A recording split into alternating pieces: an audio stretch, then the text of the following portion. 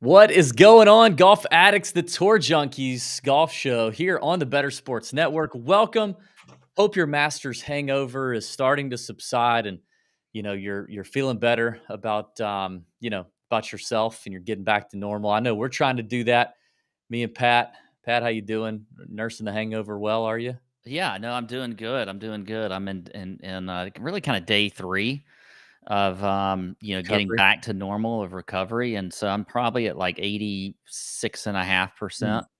Got a little ways to go, but I'm never at 100% DB. So maybe I only maybe have like 10% to go. So Well, good for you. Yeah, I mean, it was a you know, what a Masters. Like, of course, Jon Rahm wins. We're going to talk a lot about Jon Rahm, but I mean, just in general, it's wild how every year the Masters creates this drama. I was just talking to producer Tony about it right before the show, like just how even when a guy has a lead and Jon Rahm wins by four shots, or Scheffler won by all that last year, there's always some drama. And I mean, this year we had we had weather issues, we had Tiger stuff, we had Kevin Na getting sick and falling down and mhm. withdrawing. You had you had the young Sam Bennett, the amateur, who just, I mean, seriously could have won the Masters. Like, think about how wild that would have been, playing so well. You had Rory being a beta, being Rory, not being able to handle the pressure, and Mhm. and just Mhm. totally bouncing out after Friday. Then you had the weather and all the uncertainty that went into the weather, and then the freaking trees fell, and thankfully no one was hurt. Yeah. That's a huge thing. We talked on our show about kind of what would be the worst injury you would be willing to endure in order to get like four Masters badges for every day of the tournament for the rest of your life. Pat, have you changed your answer? Have you thought about that anymore since we talked about it yesterday? No, I am. I'm perfectly comfortable with my answer from yesterday. Okay. Enduring a little pain of impalement Yeah, for Pat for said lifetime badges. Yeah. Pat said he would get him fully impaled, like all the way through the body, as long as it missed all the major organs. Hmm. And you said also if you had to pull it out yourself, you would. Yeah. If that's what you had to Yeah. do. I mean, it's badges, DB. It It's is badges. Masters badges.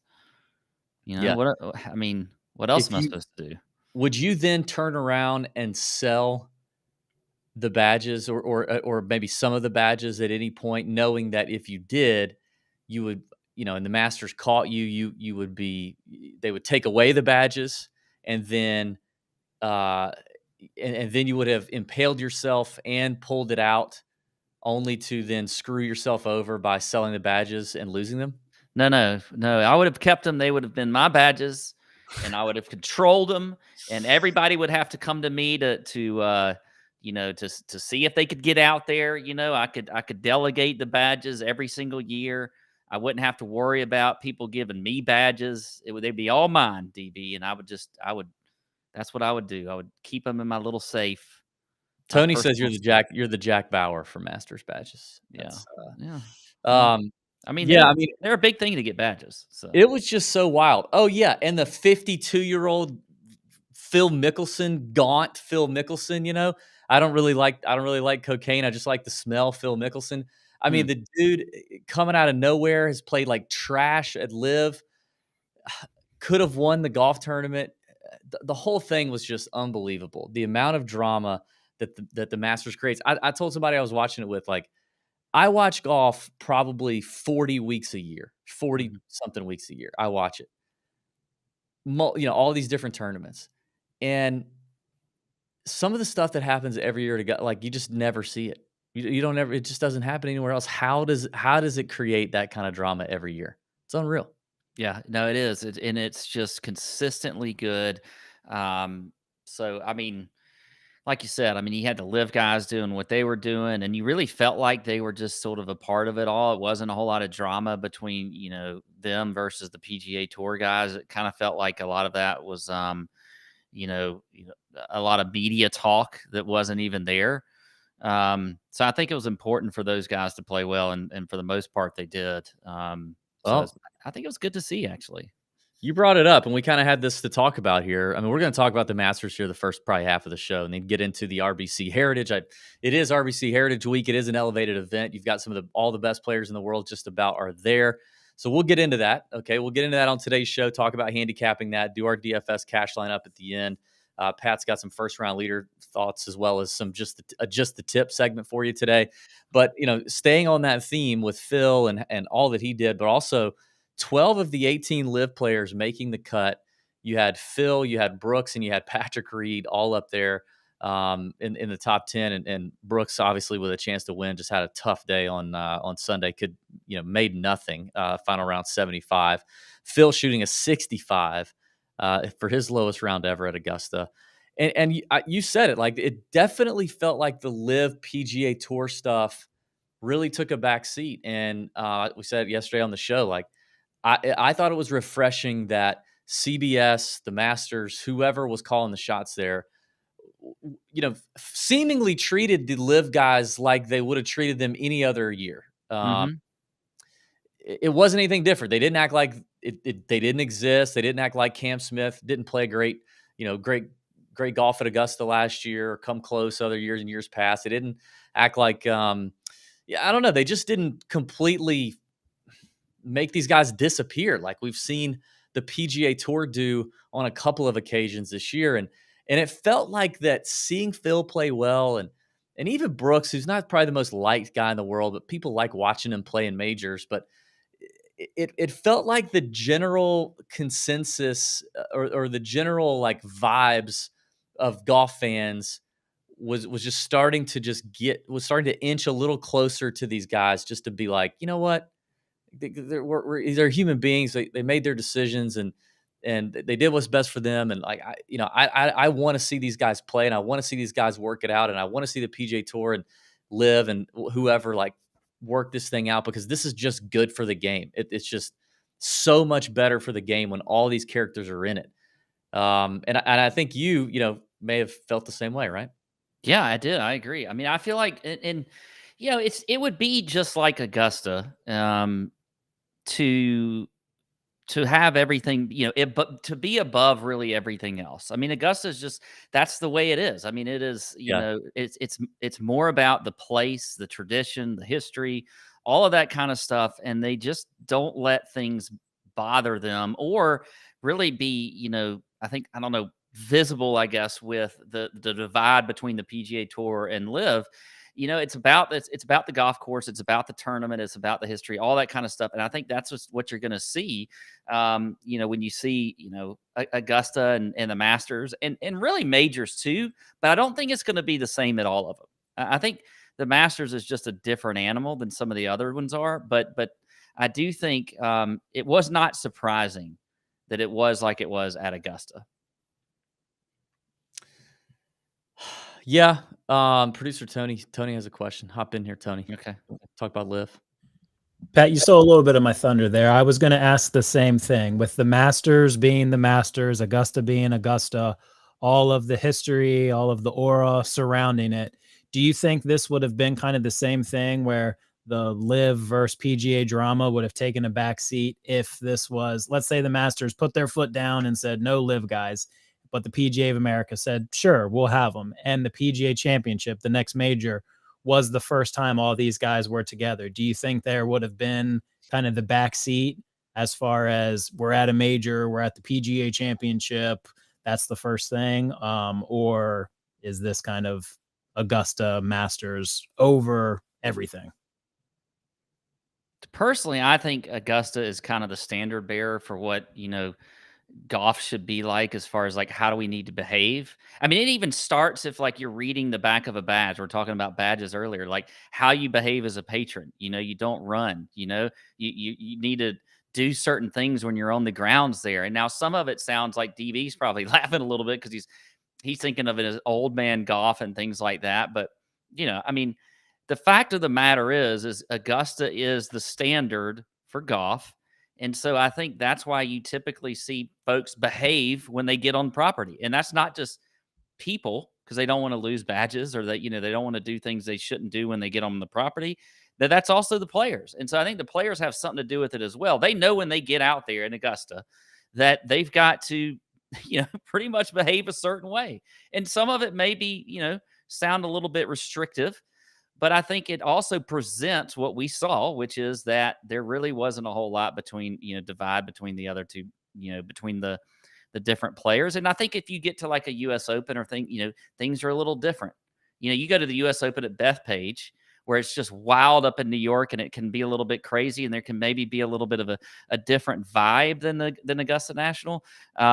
I think it could be different in other majors. And I think, you typically probably have a little more media there that can drum up things, because a lot of what we see with this is what the media is showing us. Yeah. And there are only a certain amount of people that get media access at the Masters. And it is certainly a lot less than you see at like a US Open and a PGA Championship. Not really sure about an Open Championship, but I imagine it's probably about the same. So I think it also, the media has something to do with it as well, and how they present it. And they don't want to get their media access taken away from the Masters. I can tell you that. Yeah. So they have to act with a certain decorum too. So all of it sort of translates, into one, just the fact, like I said, Augusta National is kind of the standard bearer of like, let's act right. Okay. Let's all be nice and act right. And then you can go do your other things later after this week. I think when you look at all these organizations, like, so the Masters, the PGA Tour, the USGA that puts on the US Open, the PGA of America that puts on the PGA Championship, and the R&A that puts on the Open Championship, of those 5 organizations, it's very clear that Augusta is the alpha.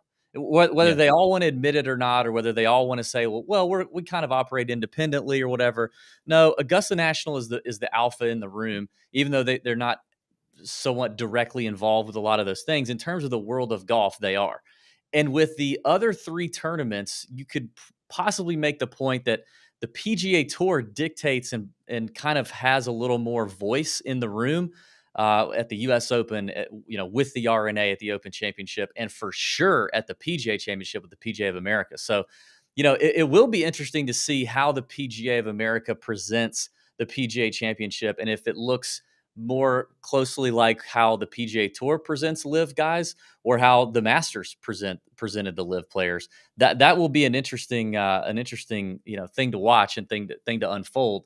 But I definitely think if the next 3 majors present these players and do the whole thing like Augusta National did it, it will make everyone more and more acceptable to LIV guys, and they won't be as the capital big J journalists in golf won't be writing as many hit pieces on these guys all the time. They might not be as hypercritical of their play and of their they're all washed up. I mean, they clearly shut everybody up with that this week. I mean, that was for sure. So like, you can't say that anymore. You can't say these guys just suck now because they play 3 rounds and there's no cut and they play on some courses we've never heard of. You just can't say that. And we've been pounding that drum for months that there's no way these guys just aren't good at golf anymore. There is a way that maybe they're not quite as some of them, not all of them, but maybe some of them aren't quite as motivated as they used to be. Now they got the bag.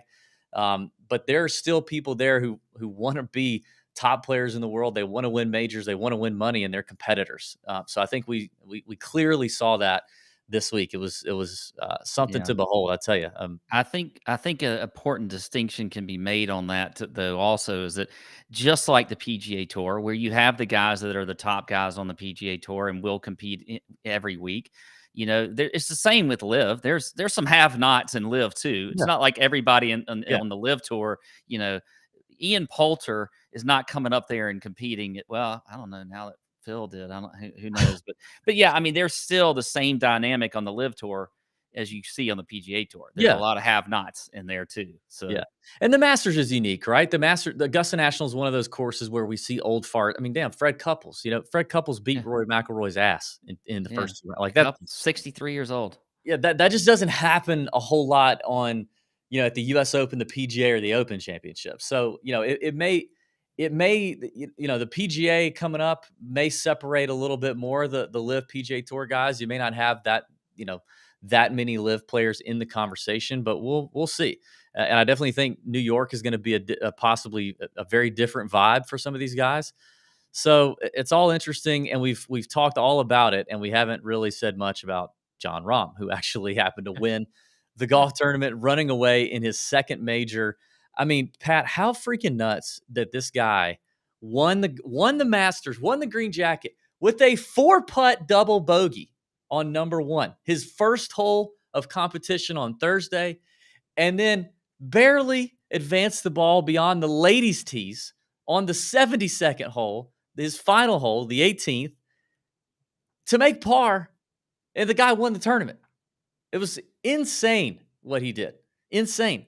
Yeah, it really was. I mean, it was, you kind of wonder though, when something like that happens on the first hole, it changes your mindset, right? You immediately you got to get a little more aggressive for one, Yeah. and on top of that, he was a chaser for a lot of the time. So like your whole mindset's different than like with Brooks, who really played in the best conditions at the start of the golf Oh, tournament. yeah. And Rahm had the wrong side of the draw. Yeah, he had the bad side of the draw, and so, like, I mean, he had a different mindset almost the entire time, and then all of a sudden, he gets ahead, and he does what Rahm typically does, which is slam the door. So, I think that was a big difference for him versus what Brooks had to deal with, which was getting out to a big lead and then holding on to it through bad weather and everything else, and, trying to, maintain that level of play for 72 holes, which he's not used to. Just saying. He's not used to 72 holes lately, and so he didn't maintain. Not that that's I'm not really saying that's a big deal, but he did not maintain neither it. is Phil, and Phil shot a 65. Exactly. So. Yeah, same thing. So, but still, it was a different mindset. But Rahm he was amazing, and even when those guys were starting to kind of make a few birdies down the stretch like that, like you always see at Augusta National, he just put the pedal down, made some great swings. And then it was over. So he really didn't show any signs on Sunday of like nerves or that something was loose, like or that he was on the verge of kind of losing it. He really didn't. I mean, he kept it together extremely well, and just hit good shots. He just did not make a lot of bad swings. He didn't make huge mistakes, which we a lot of times see them do. I mean, obviously the drive on 18 was pulled. That's what I was gonna say. Like, how about you open with the 4-putt, and then your last really big shot, the drive on 18 was the drive terrible. on 18 was bad. I mean, he pulled it. I don't know, hooked it into the woods. It kicks back, down at the bottom of that hill. He has forever to get up to the green. Can't even get to the green from there. But still manages to get. I mean, still hits a nervy. When he hit that layup shot on 18 left to the left flag in front of the bunker, I was like, what? How are we not laying up to the right side of that green?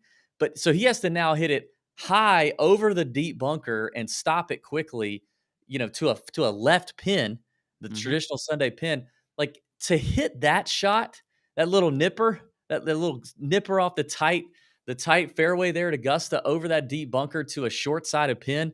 Just showed you, like, yeah, I 100% would have chunked that into the bunker. Oh, or bladed it into some lady's skull in the front row. At least there would have been gallery. Like that probably would have been my miss. I would have been like, all right, I don't want to chunk it in the bunker. Yeah. I'll blade it right into 70-year-old lady with the master's hat with all the buttons on it.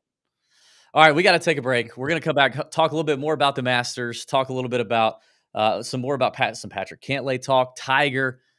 Maybe we'll wrap up something with Jon Rahm. We'll get into the RBC Heritage as well. Stay right here on the Better Sports Network. Tour Junkies Golf Show coming back. Moose and Keith. Weekdays at 10 a.m. Eastern on Better Sports Network. Calvin Ridley yesterday, he applied for reinstatement from the National Football League. Ridley, Kirk, Zay Jones, Travis Etienne, Trevor Lawrence. That is crazy potent on offense. Yeah, it's going to be awesome.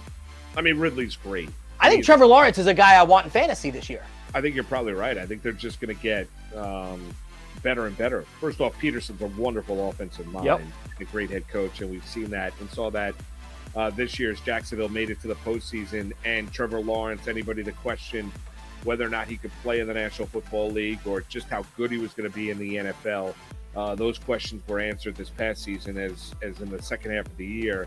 Statistically speaking, he was a top 3 quarterback in the NFL. That's how good Trevor Lawrence is. You throw Calvin Ridley into the mix, he's going to be great. Yeah, I think Lawrence is a guy you want. I think Ridley's a guy you want. Clearly, Travis Etienne is going to be one of those early first round selections as well, being the dual threat running back that he is, not only running, but also catching the ball out of the backfield, Keith, and the ability to take something small and take it to the house. Take a 5-yard dump pass, make a guy miss in the open field, and he's gone. I mean, you saw that with Travis Etienne this past season for Jacksonville. Yeah, sky's the limit. I mean, I think you're going to go from a team in the year span where you wanted no part of the Jacksonville Jaguars when you're looking at fantasy football to where you want as many Jaguars as you possibly can, because they're going to be really, really productive. And let's see if they get their tight end back as well, who had Evan Ingram was great. And Evan Ingram, who was great this past season. Yeah. I mean, if they keep that whole core together, their offense is going to be one of the best in football. Like, I legitimately think that they could be one of the best offenses in football. Zay Jones, Evan Ingram, Christian Kirk, then and Ridley. Travis Etienne, Trevor Lawrence, a good offensive line, and you've got Doug Peterson being creative calling. Right? And you look at that division. The Colts are a mess. Yep. Titans look like they're on the downslide. Titans are on the downslide, right? That window is clearly closed. And then you got the Houston Texans. Years away from relevancy. Yeah. I mean, Jacksonville could win 11 games next year. Moose and Keith. Weekdays at 10 a.m. Eastern on Better Sports Network.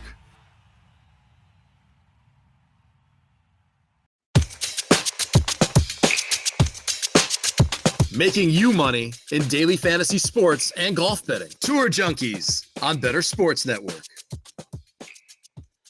Attention, Better fans. You can have the Better Sports Network newsletter emailed to you every day. It is the only place to get our daily Better Bet, plus exclusive offers, program alerts, special events, and our top moments. Register for free right now at bettersports.com. You got to get on that. You got to get on the Better Sports newsletter. It is a valuable piece of content dropped in your inbox every single day. All right, Pat, talking some Masters. We're obviously we want to give a thorough recap to the Masters, which is so much fun, so much to talk about. We ended up talking about Jon Rahm the last segment. Quick question. Where would you set Jon Rahm's over-under career majors? So this is always something fun to do after a guy wins a major. Let's have major recency bias, and just hand him all the majors under the sun. He's now a 2-time major champion. He's just, what is he, 20? What was it like? Was he 27, 28? I don't even know. Probably should have looked that up beforehand, but I feel like he's in that range somewhere. Maybe Tony can tell us how old Jon Rahm is. So he's got 2 majors. 28. 28. Okay. Yeah. Where would you set that up? Where would you set that over under? Well, I try not to get too crazy with this because some of the greats of the game don't get past like 5 or 6. So I think I would actually say 6 was kind of the number I had in my head. I think his game translates well to almost any type of course in any setup. He even will tell you himself, I think he said in his interview, I don't know which one because he did I felt like 5 or 6 of them after he won, but that he did not think the U.S. Open would be the first one that he would win. So he's already got that one. He's got 1 Masters. I think he could win multiple Masters. Yeah, I'd give him at least like 2, like like Olazabal or somebody like that got 2, another Spaniard, and then I'd probably put 4 elsewhere. So I think 6 is the number I would put it at. So if I'm putting over. Like, do I set it? Can it be 5 and I'm taking 6? So 5's the over under, and I'll say I was 6. thinking 5.5 is probably the. I was thinking 5.5 is probably the number. Yeah, so I'll take the over. I definitely agree with you. I think he gets.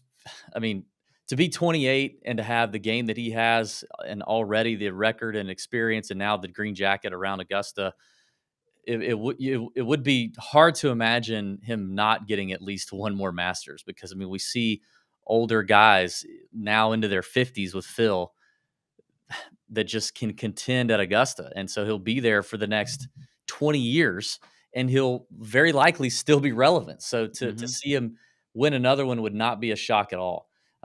Which is quite remarkable. If you think about a guy like him getting 6 majors in the era that he's playing in, which is just full of incredibly talented guys, it makes it harder to do than it was in years past, and it would make it quite the accomplishment for him to do it. But he has no holes in the boat, no holes in the game. And seemingly he has matured I think we've seen that. I think we've watched that. He's matured in front of our eyes in terms of some of the on-course stuff that he struggled with early, the fiery Spaniard stuff, right? He's married. He's now got 2 kids, and you and I are both dads. Like, obviously that changes things, right? It takes you from being a selfish, egotistical, everything revolves around me and always has because I'm this gifted athlete and everyone's told me how special I was since I was a kid and it's all about me. And now it's really not. Like, you're not Jon Rahm world number 1 when you're at home, loving your wife and changing diapers, right? Yeah. It definitely changes your perspective. I think that was really good for him and is good for most guys out there on tour. And some guys mature differently than others. We still know a handful of guys on the PGA Tour that are married and have kids. It's still complete. Yeah, I was about to say sociopaths. But I just think everything for him just seems like it is just right. Not just the game, but the home life and the mental side. And he's got the passion for it. I think he truly seems like he loves competing and he loves it. Yeah. Have we seen injury is the only thing that you just injury? No. Yeah, that's right. You don't know. I mean, yeah, we certainly would probably say that Tiger would have more majors than for sure than he has if it wasn't for injuries and all the other stuff that happened. I think Tiger's a little different animal than what we see with Jon Rahm. Yeah, but I was just thinking about this. Since Jon Rahm came out, have we seen a lull yet? Like, and I don't mean like a couple of bad tournaments a few weeks. I mean, they considered it. I would say, and I say they. I think media and maybe golf fans. There was a big lull between the time he won the U.S. Open and then the time he won again last year, and then all of a sudden the floodgates opened. So there was a little bit of talk then. I remember that. Yeah, even though it wasn't that long ago. Yeah. After he won the U.S. Open, he did not get a win for almost a calendar year. And I think even that in golf, that's again, that's how our memories seem to work in golf, that, you go a calendar year without winning and all of a sudden something's wrong with you, especially if you're one of the top players in the world. Yeah. Yeah. He's I mean, come on. It looks really this good. Is a good segue there. Yeah. That's a good segue to what you would like to really talk about. Which is Rory. Yes. Yeah, I mean, Rory did exactly what I thought he would do. And I mean, it's golf. I know he could have easily gone out there and boat raced everybody. And I took it. I had a hot take and I ran with it. But I do truly believe it. Like, I honestly don't think, I'm not just doing it for a take. I truly think Rory has so much pressure on him to win another major, because it's been 8 years, to win the Masters because it would complete the Grand Slam and it's the one everybody wants the most and he doesn't have it. And now add the burden that he's carried to be the PGA Tour, unofficial co-commissioner against the whole LIV battle. I just think it's a lot. So I don't blame. I mean, I can imagine that's a lot. Mm-hmm. But the pressure when he steps up there, and the fact that everybody's just already ready to hand him the green jacket, seemingly, it just didn't go well. And he's on the good side of the draw and could not get it done. Not even close. What did he finish? 5 over through 2 rounds? Yeah, I mean, it's interesting with him too, because you talk about the major question. Like, all right, so let's go back then. He wins his 4th major at 25, so 3 years younger than Rahm. Like, at that point, put yourself back then. What do you say his total's at? Yeah. I mean, at that point, you're obviously thinking, "Oh my God, this." I mean, and he's dominant. I mean, a couple of his majors were absolutely dominant performances. Yeah, at that point, we're like, 10 majors, 15 majors. Like, sure, yeah, this kid's the next. He's the next thing, which he was. I mean, he just. But where does the pressure come from for the let's say for the Masters? Like, does it come from himself or everybody else? I always wonder that. Like, people I think want to dump on a player because they may not perform to expectations, especially the Masters and Rory, because it's, for one, he's not only trying to, he's trying to get the Grand Slam. It's also probably the one that he should have won a few. Well, when was that? I mean, now it's probably been 7 or 8 years that he totally blew that one.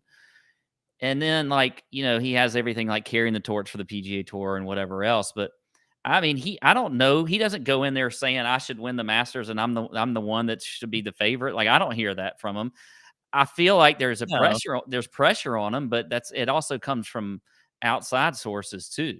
So Yeah, I think it's both. I think it's both. I did hear him say in his press conference. He said this. He said he'd never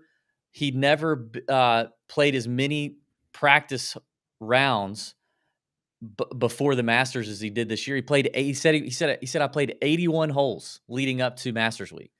Just in 2023, he had made that many trips to Augusta to play.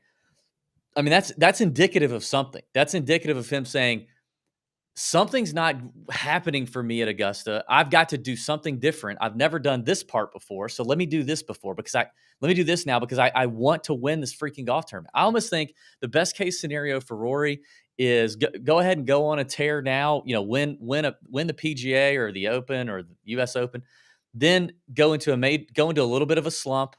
The best thing for Rory is great long-term form, but coming into Augusta next year, a little bit of short-term, not so good. Like recent form, not so great, because we know that you can come into Augusta in piss form if you've got so many laps around the place and so much experience around the place and so much local knowledge around the place, a la Phil, that you can come in seemingly in crap form and contend. But if he can come in not in great form, then maybe the buzz isn't as much about him winning, and it's like, well, you know, he's not playing great, so this probably isn't the year. And then I think that's when he could step up and like start, you know, crushing people. he needs to what he really needs to do is get all his best buddies and just go on a trip like the week before Masters and just binge it out like crazy and not even worry about golf and do whatever, and then just show up and be like, all right, I'm gonna win.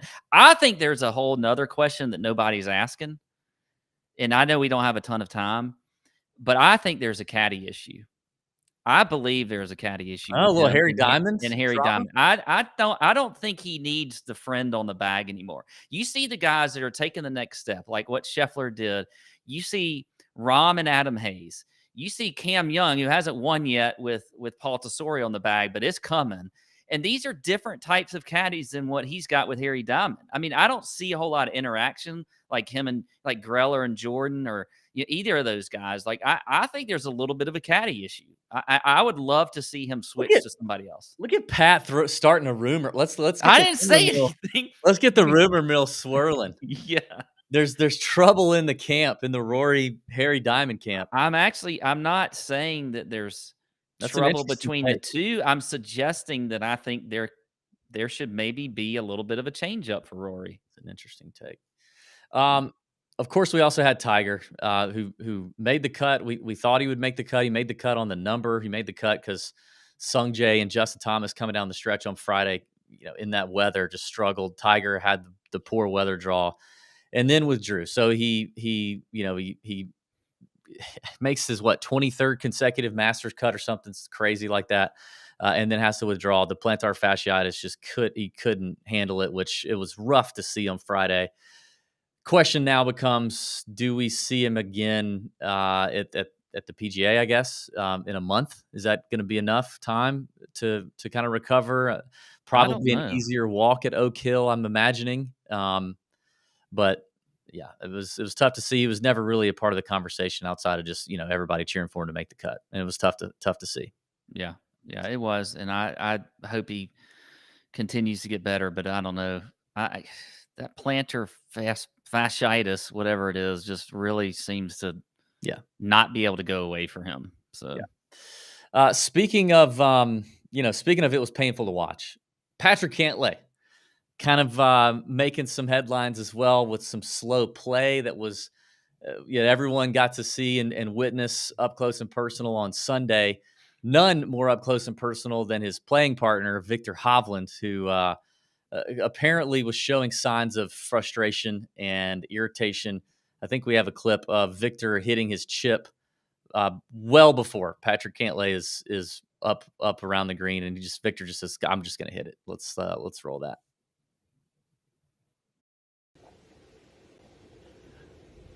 Just to get left, Victor's got a lot of green to work with, and there's a ridge right there. I love it. Like Victor beats him to the green, beats him Yeah. to a shot. Patrick's way back there in the fairway, and then in the background, you got Patrick Cantlay just sauntering up to the green while Victor's putting it within gimme range. Yeah. The Cantlay slow play is interesting. I don't know if we should probably talk to some of our Tour Pro friends and ask them, obviously off the record, if they feel like it's really all that slow. I do think he's slow over the ball. There's a lot of like shuffling and looking and shuffling and looking that gets old after a while. The amateur Sam Bennett was doing the same thing. I found I myself. thought he was slow. I found myself yelling at him like, "Hit the ball!" Like, Yeah. But this is a problem on the PGA Tour. It really is. They have got to start holding guys accountable to the pace of play. So I like Patrick Cantlay. He's obviously a popular player. Well, popular in the sense that he's good, and I don't know how popular he is. I don't think people see him as much of a personality. I think they kind of see him as a wet blanket at times. I've heard he has more personality than he lets come out, but definitely some frustrating play there from Patrick, and Hovland showing some frustration there. This wasn't on the tour. I mean, I talked about the tour calling. This was on Augusta, and you would think of all places, Augusta's not going to tolerate that, and they don't care who you are. They'll tell you so. But I didn't hear of anybody putting him on the clock or anything either. No, I didn't either. But he was definitely slow. And again, I think a lot of it is just over the ball, and that's gonna, I don't know necessarily how you change that. You and I both are pretty fast players in general anyway, but I just think that they definitely have to do something, and whether or not that's, putting them on the clock, I don't know. So yeah. It'll be, we'll see if he has got. I think he's scheduled for a press conference today at Harbor Town. I would imagine that someone in there will probably ask him about that. Don't assume, okay? Because we know that there's a lot of questions that don't get asked by the media in some of these press conferences that seem to be obvious, but they don't seem to. This is true, but I think they'll ask this one. I think somebody in there will ask him. Will ask him about it because it's gotten some attention. It's 2 days after the Masters, the Masters finished there on Sunday, the video we just watched. I think people, somebody asked Max Homa in his Masters press conference about the match play with Mackenzie Hughes when he was seemingly taking a long time to do the whole aim point thing on the putting green and all that. Somebody asked him about it at the Masters press conference. So I think Cantlay will get asked about it. We'll see what happens. All right, we got to take another break. Short break here on the Tour Junkies Golf Show. Coming right back to talk RBC Heritage here on the Better Sports Network.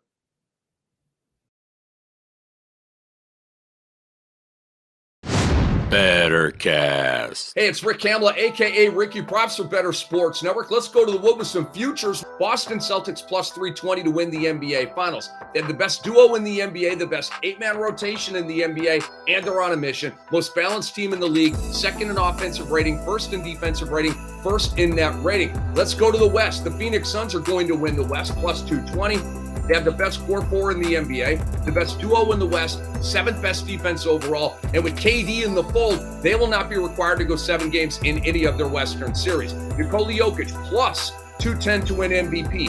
Embiid lost this award to me with his infamous ducking Jokic DMP last Monday. I know a lot of the voters feel the same way. And Jaren Jackson Jr., minus 145 for Defensive Player of the Year, leads the NBA in blocks by a mile. Memphis has the #1 defense in the L. Go to bettersports.com and on demand with the Better Sports Network app and check us out at TikTok and Instagram and YouTube and Twitter.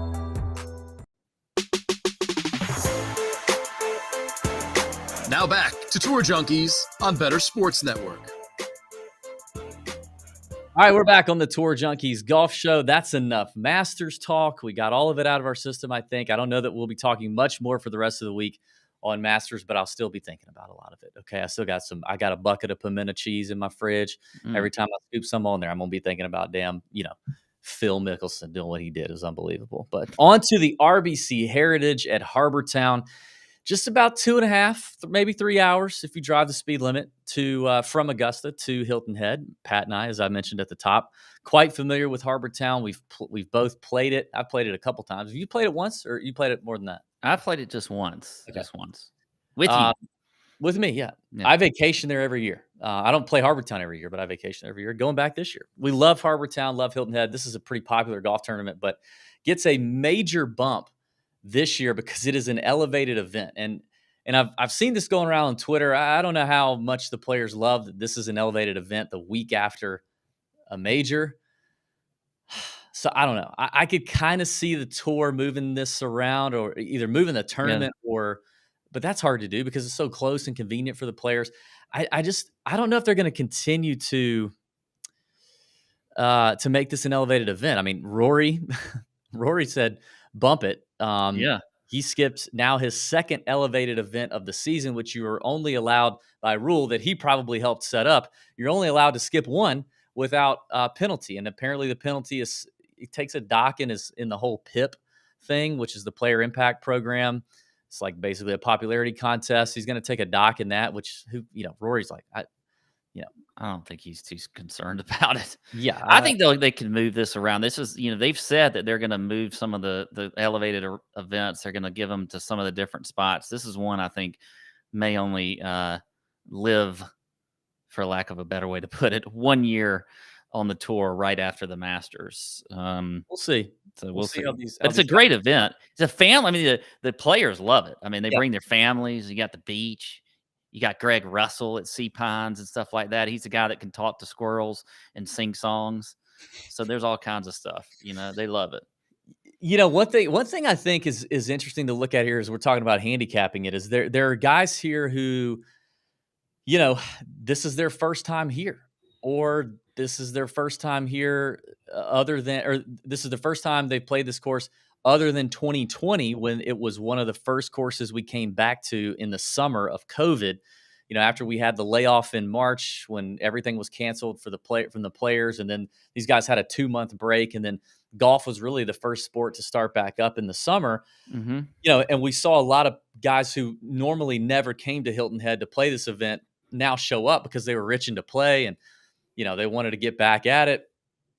So I do think there's something to that. I think if you see a big name here, like Scotty Scheffler, Scotty Scheffler's obviously he's actually the odds-on favorite across most books. It's not Jon Rahm, probably factoring in a little bit of a Masters hangover for Jon Rahm as well. But Scotty Scheffler has never played this tournament.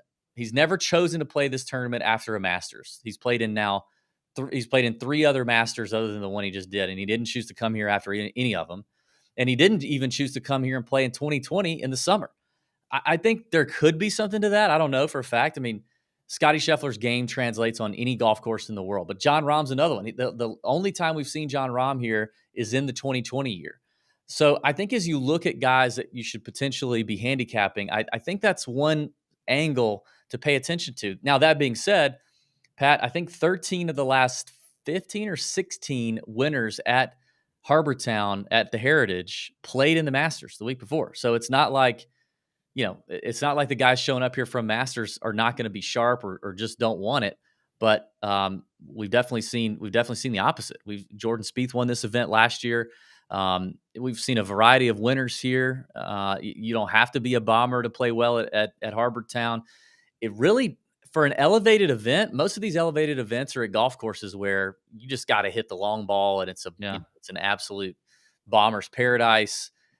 And that is not the case here. It's really going to open up the entire field, whether you're a long bomber who's going to be clubbing down a ton off the tee, or you're a precision player who doesn't hit it very far, but you just hit your spots. It's going to make you play well with irons and mid and long irons. It's going to make you putt well in these Bermuda Pete Dye green complexes. What else do you think, Pat, in terms of just things to know and trends and key stats and such for Harbour Town? Yeah, I mean, I think if you're kind of talking about the ideal player that and player profile that can win here, like you said, it's going to be a lot of different types. But to me, I'm not surprised that Jordan Spieth is your defending champion, because he really sort of fits that mold. He's very creative. This course takes a lot of creativity, not just around the greens, which is where we, almost kind of automatically think, you need to be creative like a Phil Mickelson or something, but you got to be creative off the tee. The sight lines that you have on these tees are a little bit different than you might, typically see, where you could hit a fairway, but all of a sudden you're blocked out by a tree. You know, so there's a lot of different quirky things about this golf course that you really have to know. And Jordan Spieth just kind of fits that profile because he's able to do a lot of different things with the club in his hand. Like you said, long irons, short irons, you know, just off the tee, whatever it is. So you really got to be on your game from a ball striking standpoint, hitting fairways and hitting greens, but you know, hitting these fairways in the right spots, and the greens are super small. So you really got to be, you know, dialed in with your irons. And if you're not, then you got to scramble well. You know, a guy like we saw Boo Weekley win here twice. Perfect example. Okay. One of the best ball strikers out there. He really was. Always kind of had, you know, a putting issue. But you know, when he got on it, he got on the grounds at Hilton Head. I mean, he was on fire, and that was the reason why, was because he hit fairways and he hit greens, and then he just got hot there. So that's the kind of profile you want to see with a guy here. You bring up two really good points that I didn't mention. The creativity side, which if you read past quotes about the golf course from players, a lot of them talk about being creative, having to work the ball both ways, having to understand pin locations and how that dictates your shot off the green, and the questions that Pete Dye as a designer asks golfers to do at Harbor Town. And then the Boo Weekley thing is spot on. That's money. And I think you don't have to be a tremendous putter to play well here. I mean, these greens are, you know, I mean, they're PGA Tour greens, so they're, you know, but they're not tricky. They're not that tricky. They're not super undulating, and they're pretty small. So if you hit the green, you're not likely. You don't see a lot of three putts here. It's not like Augusta National where you've got these massive green complexes with all these shelves and undulation. Where if you miss big time, the three putt is definitely in play. It's not so much like that. So you don't have to be the world's best putter. Although we've seen good putters win here, like Jordan Spieth, like Webb Simpson at a point, like Matt Kuchar. You've also seen not so good putters do just fine here. I think, you know, when you and I played, I think the first tee shot on number one is a prime example of what Pete Dye does. At the time, I was hitting this little 2-iron, just money. Okay, just absolutely money. So, and I'm spraying my driver all over the yard. So on the first tee, you know, I'm like, oh, and we played it from the backs because we bet Kevin Kisner on what our over-under score was going to be, and from the back tees, I striped my 2-iron like right down the middle, like a 4 or 5 yard draw to the left center of the fairway, and I was completely dead. Yeah, dead from the left center of the fairway. So the biggest thing here that you hear a lot of players talk about is understanding off the tee just which side you can miss on. It's okay if you miss the fairway. The rough isn't terrible. It's not ideal, but you just better be on whatever side that flag is going to dictate. And so, you know, a little bit of experience around here, I think, matters too. I saw today in Jordan Spieth's press conference, he talked about kind of the advantage of knowing this place a little bit and understanding some of the nuance. And, you know, like I said, we've got a lot of guys here who are first timers to Harbor Town. So they're going to have to learn the course and learn some of those Pete Dye nuances quickly. All right. Well, in terms of helping you learn, we always like to bring one of our favorite segments, Just the Tip, to help you out. Just a little nuggie to help you betting, DFS, whatever it is, whatever you're into. Pat is bringing it today. Just the tip. What you got, Pat? All right. Well, DB, you know, I like to bring a little bit of different vibe to some of the Just the Tip. And this week, as we're getting into spring, getting into summer, what are we starting to do a little more of, DB? We're starting to play golf, right? With our buddies. We're getting out there playing golf with our buddies. So I'm going to talk a little about some gambling tips when you're golfing with your buddies. Okay. Oh, okay. So we're not gambling on other folks. Okay. We're gambling on ourselves in this case. All right. Just a few kind of do's. Real curveball here. Yeah. Just kind of do's and don'ts here. And I think you could add some. You'll probably want to chime in here. But one of the things I think you got to know when you're showing up on the first tee, you need to know your game. Okay. You need to know the game that you're going to play. What kind of bet are you going to have? All right. You're going to play woof.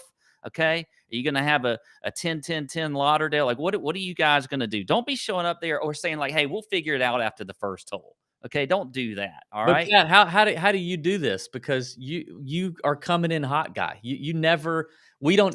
If you need to take that out of the equation. If you play golf with Pat, you don't see Pat until you are already on the first tee and your caller going, dude, where are you? And Pat's coming in on two wheels. Well, you know, that's a don't. That's a don't then. Okay. That is a don't. I'm a don't. Okay. You don't want to have that happen, but you do need to try at least figure out your game, at least on the tee. All right. But don't be getting after, saying, well, we'll figure it out and we'll adjust handicaps. That's another thing. Don't do any mid-match adjustments of handicaps and of the game. All right. Here's the only thing that I think you can do is the press. I'm all about a press. If you want to allow presses, then you can do that. But don't be changing up all the other things. Okay. Also, know your handicap. Don't just be like, well, I guess it's this, or I think it's this. Like, at least if you don't know it, be like, at least be like assertive about it. Okay. Don't just say you don't know. All right. And here's the thing, if a handicap is not your average score, all right, it's not the average score. It's what you shoot on a good day. Okay. So figure out what your handicap is. Keep it simple, DB. Keep your bets simple. Don't have all kinds of trash out there, especially if you got people that don't know what they're talking about. All right. So you can't do that. You can't have all the trash. You got to keep it simple. All right. Here's another thing. All right, DB.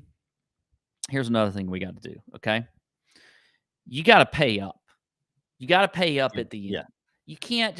You can't have all your bets and all these kind of things, and you can't just not pay up. All right. And you got to pay up with over beer or whatever. You got to do that at the very end. You just can't let it be hanging out there. Don't pay with a $2 bill like somebody did to me a few months ago. All right. Venmo, figure out how you're going to do it. And also keep track of your bets. Keep track of them. Don't go like 3 or 4 holes without keeping track of it. And then all of a sudden you're on like, the 5th hole or something like, okay, well, I think I had this here. I think I had this here. And then you're just guessing whatever happened. So you got to make sure you keep track of everything. So you know what? When you're betting with your friends, let's keep it cordial. Let's know what we're doing. All right. Let's not make it too complicated. Let's make sure we pay up and we keep track of everything. Okay. There you go. I don't hate it. I don't hate it. What would you add, DB? Well, I mean, I don't. I'm okay with a little mid-round handicap adjustment if something's just out of control. It depends on how well you know your partner. If you know your partner, and you know that they've been taking lessons. If you have an official handicap, it is what it is. Yeah, like you yeah. can't be getting in there just saying, well, the mid round adjustments that happen if somebody's giving you like a 15 because they don't really have a handicap, but they're playing like a 10. Yeah. That's when that I would agree with. Okay. I agree with. We agree there. Yeah. All right. We don't have much longer on the show, so let's get to it. You got any first round leader bets already for Harbor Town? Are there any lines out yet? I have looked at some lines. I'll give you a few, and these are really just guys that I like because I haven't looked at tee times or weather waves or anything. I don't think there's going to be much of a weather wave, but I think Fleetwood at 70-1 is a good first round leader bet. I think JT Poston at 65-1. Wyndham Clark is 80-1. Love how Wyndham Clark has been hitting the ball. Yeah. And then 110-1 Brendan Todd. Great ball striker. We talked about ball strikers, Boo Weekly. Brendan's one of those guys that I don't think if you've watched him recently, because I've bet on him recently, his putter's been not that great. But like you said, DB, you don't have to be the greatest putter here, but a good ball striker can play well. So 110-1 Brendan Todd. Okay, I like those. I like the bombs. Anybody can go low for one day. Anybody can do it.